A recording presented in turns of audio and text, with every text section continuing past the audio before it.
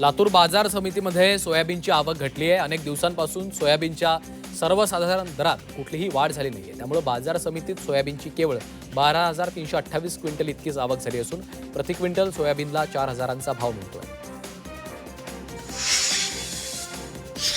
मुंबई कृषी उत्पन्न बाजार समितीमध्ये टोमॅटोच्या दरात दुप्पट वाढ झाली, तर शेवगा, भेंडी आणि गवारच्या दरातही वाढ झाली आहे। मात्र वाटाणा, कोबी, फ्लॉवरसह पालेभाज्यांचे दर नियंत्रणात असल्याने ग्राहकांना दिलासा मिळाला आहे।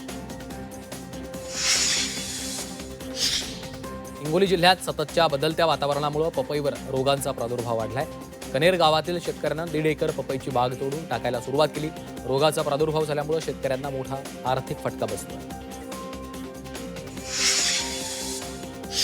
अमरावती जिल्ह्यात अतिवृष्टी आणि नैसर्गिक आपत्तीमुळे नुकसान झालेल्या 43,000 शेतकऱ्यांना शासकीय मदत मिळाली नाहीये। ई-केवायसी पूर्ण न केल्यामुळे मंजूर असलेली मदत रक्कम त्यांच्या खात्यामध्ये जमा होऊ शकली नाही। त्यामुळे शेतकऱ्यांनी तातडीनं ई-केवायसी पूर्ण करण्याचं आवाहन जिल्हाधिकाऱ्यांनी केलं।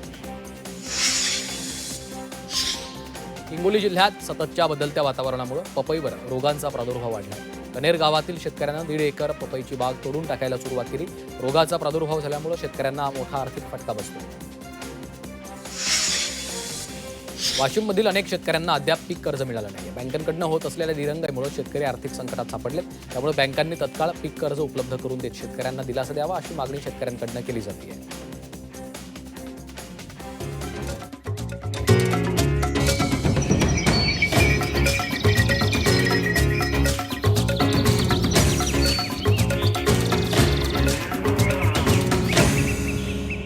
पीक पाणी पॉवर्ड बाय ऊस पिकाच्या भरघोस वाढीसाठी नेचर केअर फर्टिलायझर्सचे खत ग्रीन हार्वेस्ट।